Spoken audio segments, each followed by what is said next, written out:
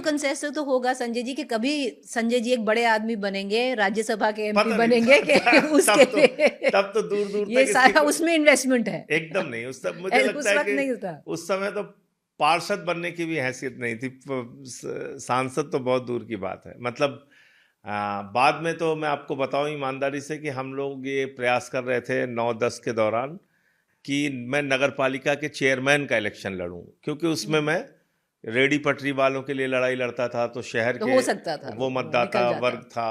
और सपोर्ट वैसे हो जिन लोगों जाता। के लिए लड़ता था, रोज रोज किसी के लिए ब्लड डोनेशन और ये सब काम जो हम लोग करते थे, तो उसको लेके ये था कि हम लोग नगर पालिका के चेयरमैन का इलेक्शन लड़ें। और और मुझे याद है कि उस समय डॉक्टर रामविलास यादव जी थे हमारे यहाँ एसडीएम, तो उनके माध्यम से मैंने बहुत सारे जो रेडी पटरी वाले हैं उनको दुकान वगैरह दिलवाई थी।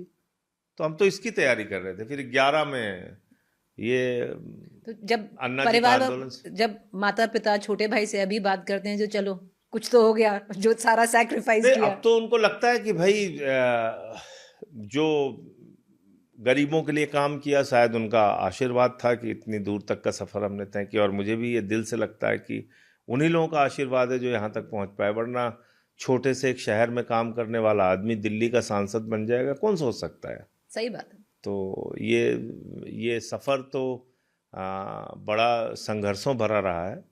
और 11 में जब अन्ना जी के आंदोलन में आया तो फिर वापस गया ही नहीं, फिर यहीं अरविंद जी के साथ ही लग के काम किया। किसने बुलाया आपको?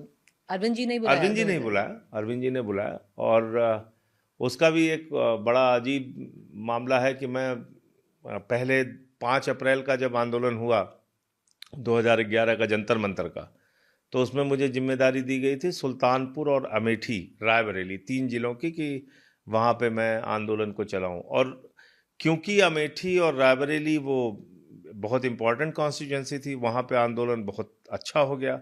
सुल्तानपुर में बड़ा आंदोलन हो गया। अमेठी उस वक्त सुल्तानपुर डिस्ट्रिक्ट में आता था, हाँ। तो हाँ। इसलिए वो काफ़ी उसका प्रचार हुआ। तो फिर उन्होंने जब अगस्त वाला आंदोलन हुआ तो मुझे यहाँ बुला लिया। आपको कोई अंदाजा था कि इतना बड़ा वो आंदोलन हो जाएगा? कोई पूरी दूर दूर तक अंदाजा नहीं मतलब था। सारे बच्चे से लेकर पूरा दूर सिटीजन दूर जुड़ तक जाएंगे। 3 अप्रैल को यहाँ पे एक मीटिंग थी और हम लोग जंतर मंतर पे कार्यक्रम कैसे होगा वो देखने के लिए गए थे। तो मुझे आज भी अरविंद जी के शब्द याद हैं। तो उन्होंने मुझसे कहा था कि यार